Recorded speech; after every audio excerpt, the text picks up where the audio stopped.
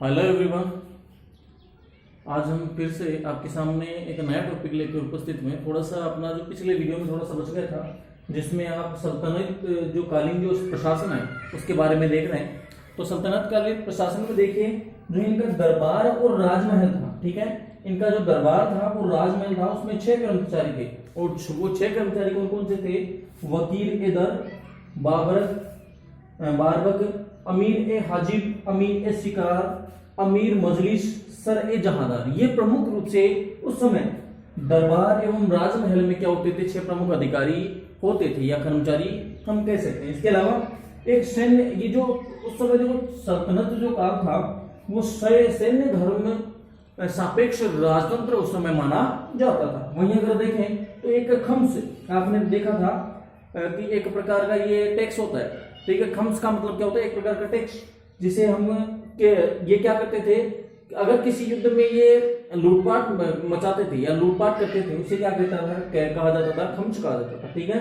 तो युद्ध में लूटे हुए धन को क्या कहते थे? खम्स के नाम से जाना जाता था। वहीं पर इनके देखो केंद्र के भांति, केंद्रीय प्रशासन की भांति इनका प्रांतीय प्रशासन भी था, जिनके अधिकारी को उस समय वली या फिर नाजिम कहा जाता था। क्या कहा जाता था? वली या फिर नाजिम कहा जाता था। और इन वली और नाजिम की जो नियुक्ति थी वो किसके द्वारा की जाती थी? सुल्तान के द्वारा। किसके द्वारा की जाती थी? सुल्तान के द्वारा।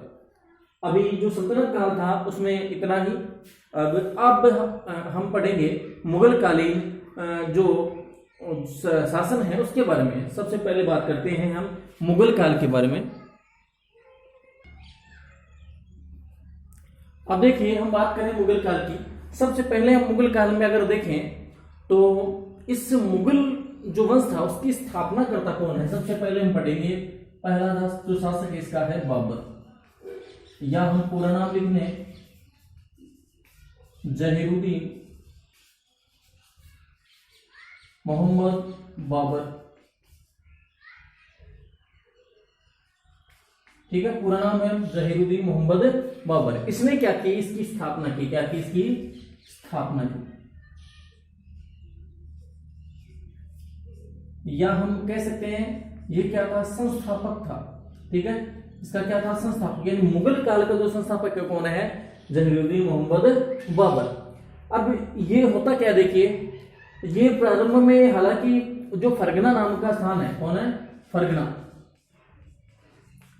फरगना का शासक था। अपने पिता की मृत्यु के बाद में ये फरगना का शासक बना, और फरगना के शासक बनते ही इसने बादशाह की उपाधि धारण कर ली। किसकी? बादशाह की उपाधि इसने धारण कर ली। और ये पहला तुर्क शासक था, ठीक है। ये वैसे कहां का था? ये क्या था? मूल रूप से तुर्की था। तो ये ऐसा पहला तुर्की शासक था जिसने बादशाह की पदवी धारण की। तो आप कह सकते हैं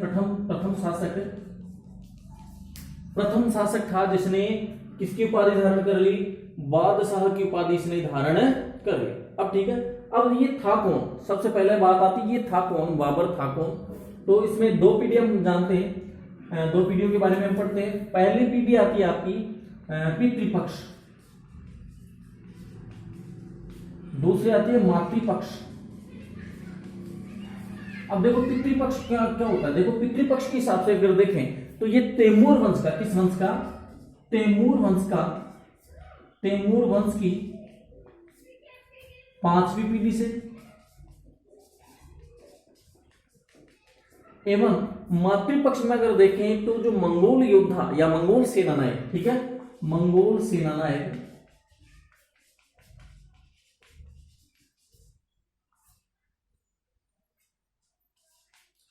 चंगेज खां, कौन था? चंगेज खां की 14वीं पीढ़ी से था। किस पीढ़ी से था? 14वीं पीढ़ी से था। तो ये था इन दोनों के मिलन से, यानी तैमूर वंश और चंगेज वंश, या हम कह सकते हैं मंगोल योद्धा चंगेज खां, इनके मिलन से ही बाबर का जन्म हुआ। और ये क्या कहलाए? मुगल कहलाए। क्या कहलाए? मुगल के नाम से जाने गए, ठीक है। तो ये तो था क्या? ये मुगल कौन थे, ठीक है, या बाबर कौन था? तो आपने देखा बाबर कौन था। आगे हम बात कर रहे हैं अभी इसी के बारे में कि इसने आखिर युद्ध कितने जीते और कौन कौन सा युद्ध किसके खिलाफ जीता, ठीक है।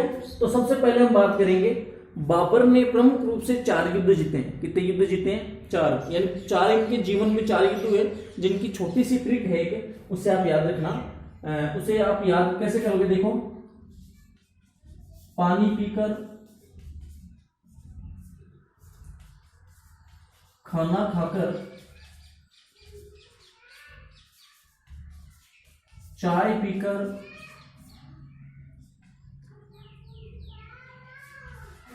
घर गया, और एक छोटी सी बात और जोड़ देना इसमें, मर गया।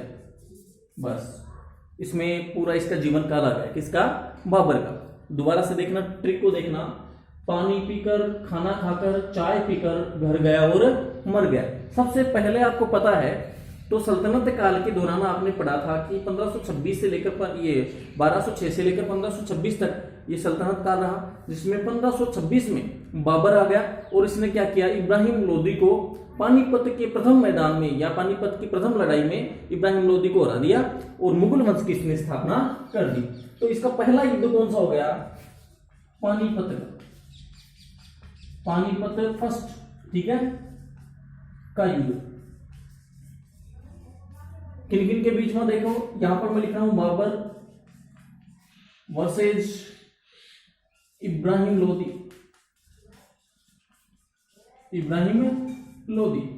अब इसमें जीत किसकी हुई? हारो और किसकी हुई? इसमें इब्राहिम लोदी तो क्या हो गया? हार गया, और बाबर क्या हो गया? इसमें जीत गया। बाबर क्या हो गया? इसमें जीत गया। लेकिन इसका जो प्रमुख युद्ध था, देखो इस बाबर का जो प्रमुख युद्ध था वो था खानवा का युद्ध, खाना खाकर, ठीक है।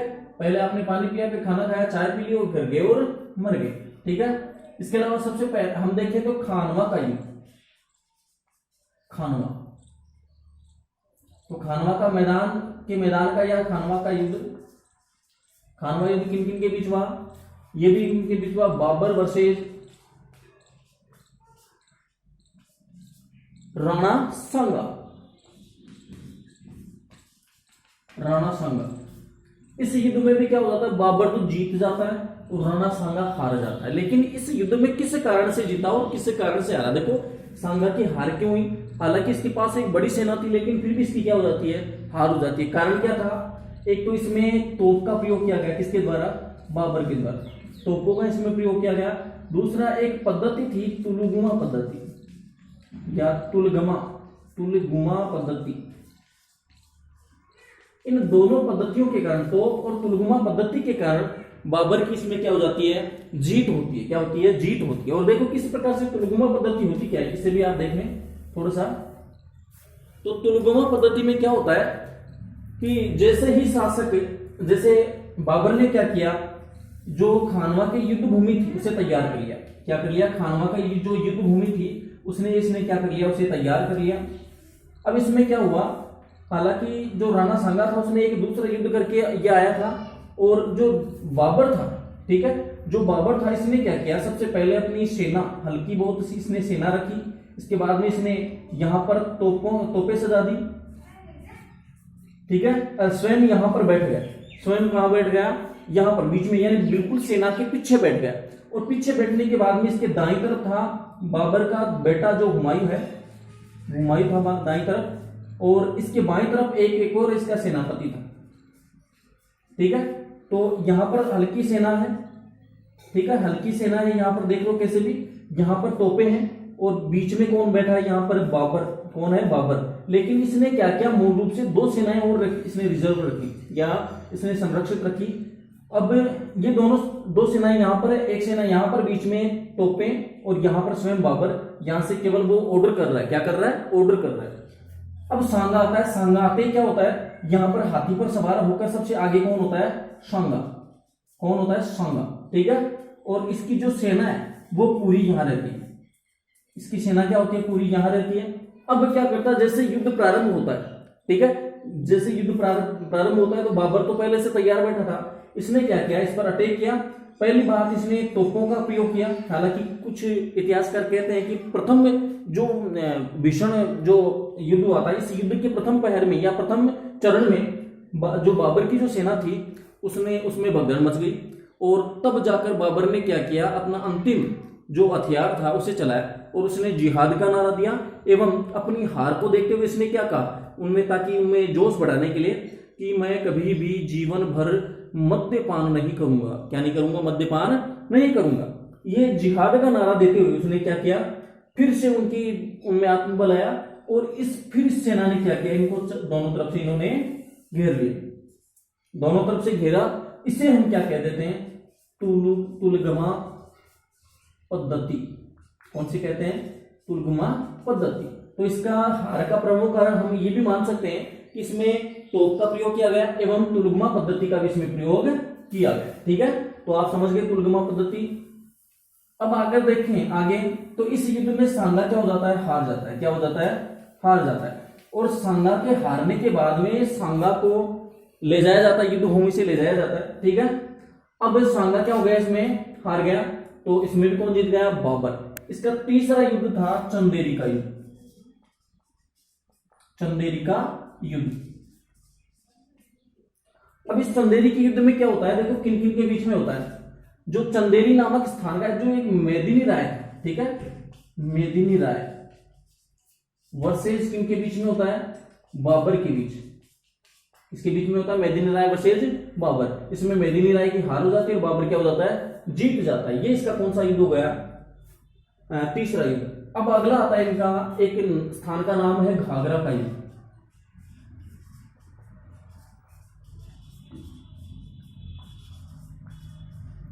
ठीक है, और ये किन किन के बीच हुआ? बाबर वर्सेज अफगानों के बीच। किनके बीच में हुआ? अफगानों के बीच में। ठीक है, इसमें भी क्या होता है? अफगान हार जाते हैं, बाबर क्या हो जाता है? जीत जाता है। अंत में इसकी जो मृत्यु है वो हो जाती है। अब देखो इनको मृत्यु भी कब होती है इसके बारे में बताते हैं। सबसे पहले इनकी सन याद रखना। सबसे पहले पानीपत का जो युद्ध हुआ था वो कब हुआ था? इसकी सन आप याद रखोगे, मैं यहां लिख रहा हूं। इसकी सन है 1526। कंटिन्यू रखें आप 1527, 1528, 1529 और इसकी जो मृत्यु हुई वो हुई 1530। कब होगी? 1530 में। ठीक है, ये आपका कंटिन्यूटी बन गया। ठीक है, कंटिन्यूटी इसकी बन गई है। यहां पर 1530 में किसकी मृत्यु हो जाती है? बाबर की मृत्यु हो जाती है। और इसे देखो, सबसे पहले तो जो आगरा यानी यमुना के किनारे, ठीक है, हालांकि हम इसकी जो संपूर्ण रूप से अगर देखें तो 26 दिसंबर, कब? 26 दिसंबर 1530 में इसकी मृत्यु होती है। और इसे कहा?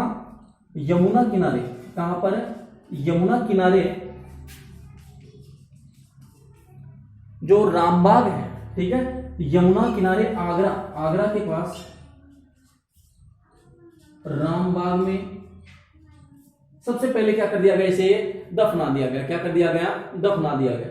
लेकिन बाद में, ठीक है, पहले तो यहां पर इसको दफना दिया गया, लेकिन फिर उसके बाद में इसकी इच्छा अनुसार, किसकी इच्छा अनुसार? बाबर की इच्छा अनुसार इसे दूसरी जगह दफनाया गया। और उसका जो दूसरी जगह स्थान था काबुल। ठीक है, कहां दफना दिया गया इसे? बाद में इच्छा अनुसार इसे कहां दफना दिया गया? बाद में। यह आप याद रखेंगे। पहले तो कहां पर? यमुना किनारे आगरा के रामबाग में, और फिर बाद में इच्छा अनुसार काबुल ले जाकर इसको दफनाया गया। काबुल ले जाकर इसको दफनाया गया। अपने संपूर्ण जीवन की जानकारी उसने तुजुक ए बाबरी में लिखा है। किसमें लिखा है? जो इसकी आत्मकथा भी हम कह सकते हैं। आत्मकथा इसने लिखी जिसका नाम था तुजुक ए बाबरी, या हम इसका दूसरा नाम लिख सकते हैं बाबरनामा। बाबरनामा। ठीक है, ये इसकी आत्मकथा थी। उसमें अपने संपूर्ण जीवन के क्रियाकलापों का इसने क्या किया? वर्णन किया है। किसने? बाबर ने। किसने किया है? बाबर ने। और इसे एक नाम आता है अब्दुल रहीम खान। ठीक है, अब्दुल रहीम खान ने इसे फारसी भाषा में इसका अनुवाद किया। किसने? अब्दुल रहीम खान ने फारसी भाषा में इसका क्या किया?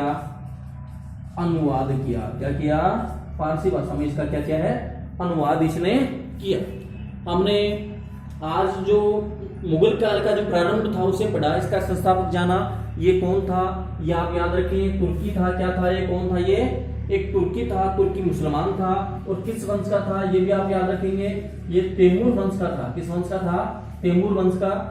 और दूसरा इसका जो चंगेज खां था, मंगोल योद्धा चंगेज खां, इसका भी इससे पारिवारिक इसमें संबंध था, वो आपने इसके प्रारंभ में देखा। तो इसके अलावा एक छोटी सी बात अपनी रह रही है, देखें, खानवा के युद्ध को जीतने के बाद में इसने गाजी की उपाधि धारण की, ये भी आप याद रखेंगे। कौन सी उपाधि धारण की? गाजी की इसने उपाधि धारण की, ये भी आप याद रखें। आज हमने बाबर के बारे में पढ़ा, कल हम इसके पुत्र हुमायूं के बारे में पढ़ेंगे, और उसके बाद में आएगा सूर साम्राज्य, जिनमें हुमायूं की हार होती है। हुमायूं की हार के बाद में एक आता है जो फरीद खां, जिसे शेर खां कहा गया, वो यहाँ पर शासक बन जाता है, जो सूर साम्राज्य के अंतर्गत आता है। तो इनके बारे में हम कल चर्चा करेंगे, कल के वीडियो में। आज का हमारा इस वीडियो से प्रश्न क्या रहेगा? जो बाबर था, बाबर किस वंश से संबंधित था, उसका जवाब आप कमेंट बॉक्स में दीजिएगा।